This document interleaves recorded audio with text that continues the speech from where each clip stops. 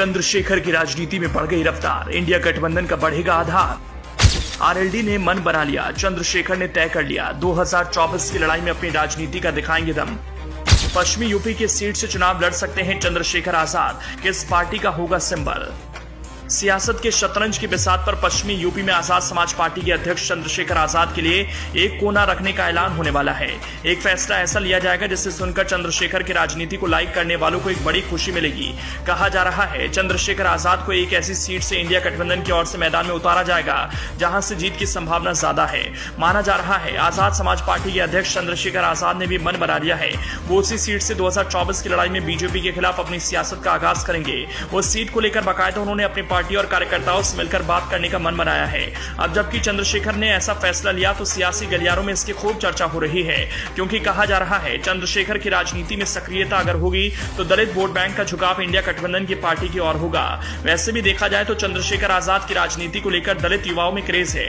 जंतर मंतर पर चंद्रशेखर अपनी सियासत का शक्ति प्रदर्शन कर ये साबित भी कर चुके हैं, जब उनके कहने पर लाखों की संख्या में पिछड़े और दलित समाज से आने वाले लोगों की भीड़ उमड़ी। चंद्रशेखर की इस रैली की शक्ति का एहसास बीएसपी प्रमुख मायावती ने भी किया। ये चंद्रशेखर की सियासी ताकत में इजाफा ही था जिसकी वजह से मायावती लखनऊ छोड़कर दिल्ली में ज्यादा वक्त बिताने लगी। चंद्रशेखर का दलित युवाओं में बढ़ता क्रेज की वजह से ही अब तक सोशल मीडिया से राजनीति करने वाली बीएसपी कोऑर्डिनेटर आकाश आनंद को अपनी सियासत को जमीन पर लाने के लिए मजबूर होना पड़ा। जनता के बीच उनसे मिलकर उनसे बात करने की आदत डालनी पड़ी। सियासत की दुनिया में चंद्रशेखर के बढ़ते कद की वजह से ही बीजेपी विरोधी पार्टियों की नजर उन पर गई। अब माना जा रहा है वो 2024 की लड़ाई में मैदान में उतरेंगे, उनके लिए सीट भी तय हो चुकी है। दरअसल उत्तर प्रदेश में बसपा प्रमुख मायावती की साख में गिरावट के बीच आजाद विपक्ष को अनुसूचित जाति के मतदाताओं के बीच अपनी पैठ मजबूत करने में मदद कर सकते हैं। राष्ट्रीय लोकदल भीम आर्मी प्रमुख चंद्रशेखर आजाद को अपने साथ लाने और विपक्ष को अनुसूचित जाति के वोटों का लाभ दिलाने का प्रयास कर रही है। आरएलडी के मुताबिक पार्टी के निश्चित रूप से आजाद के साथ अच्छे संबंध हैं।